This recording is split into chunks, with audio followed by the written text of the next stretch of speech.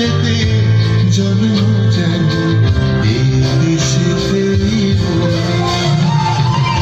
এমন দেশটি কোথাও খুঁজে পাবে না।